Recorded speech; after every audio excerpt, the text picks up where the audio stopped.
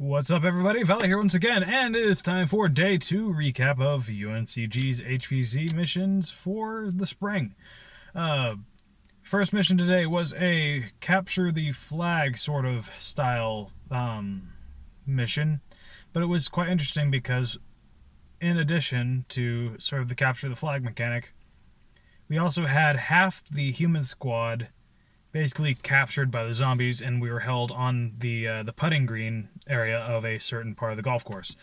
And that was quite interesting because the only way to get humans out of that area was to have them being led by the hand by another human, and you could only have one of these people being rescued at a time, and they had to be led to a tree on the opposite side of the golf course to be able to be up and be able to use their blasters to get more people out. And the human squad actually kind of messed up this time because they were more wary of the veteran zombie players who like to play a lot, like my friend Lance, who is an excellent zombie. He is a very, very aggressive, very fun kind of zombie, and he just wants to come out. He runs hard, okay? Harder than I would ever be willing to play. But yeah, they weren't wary of a zombie who was stunned, who was a newer player, and they kind of just split up and went sort of around him, not really paying much attention to him, and that was quite bad because he actually went up in the middle of them and took out quite a few people. But for this mission, being tagged by a zombie did not mean that you'd get turned into a zombie for the rest of the game or whatever. Luckily, it was more of a sort of mission during the day to get an unlock for either the humans or the zombies. But overall, it was a loss for the humans. But I feel that actually made things more interesting because now the zombies have this unlock that is basically an electric barrier in the whole scheme of the game. It is 2 pool noodles with a rope between them. And basically, it acts as just an electric fence. If you cross the line between the pool noodles, you're dead, or just turn into a zombie or whatever.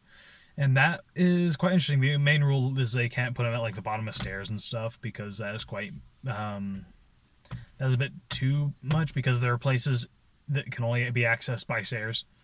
But they can only they're only able to use their unlock once for the whole game. And they're only able to use it for a single mission. They weren't able to use it for the second mission for today, which is quite good because that would kind of mess things up, I feel, because the second mission we had to basically unlock these gates that were just trees with some orange duct tape on them. But we had to have them in a proper sequence that we learned yesterday. I forget the combination right now because I am completely fried. But yeah, basically we had to tie a bandana of a certain color around each tree as we led through. And then once the main group actually unlocked the pathway, we had to have the other human group that were taking the ice sphere bomb thing that we assembled yesterday, and they actually had to be led through the park to the final area, which was the bell tower here at UNCG, and that was quite interesting. In the end, the humans won without a loss, which is quite good.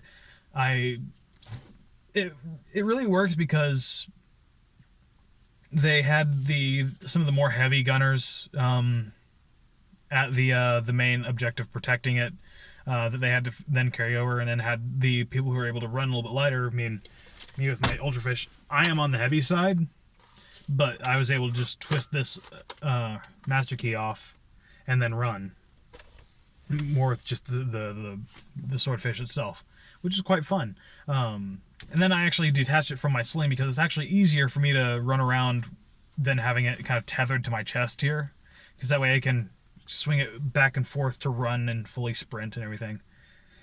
But that was a really interesting mission. I liked it a lot. Our unlock, like our NPC unlock for this time, it was very, very, it was a sort of difficult choice between an android or a medic, which the android actually has information for, like, against the zombies and everything. So if we want, we can actually ask him for extra information between missions and before missions and stuff to learn more and kind of plan out things better. My glove's a little bit torn up right now. I need to get a new pair.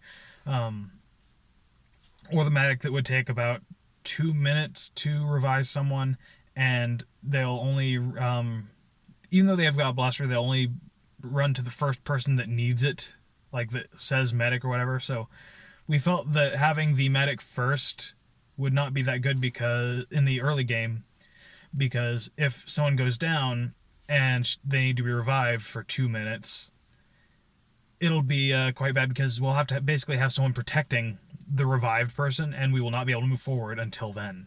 And that will just slow things down, give zombies more opportunity to attack, plan around everything.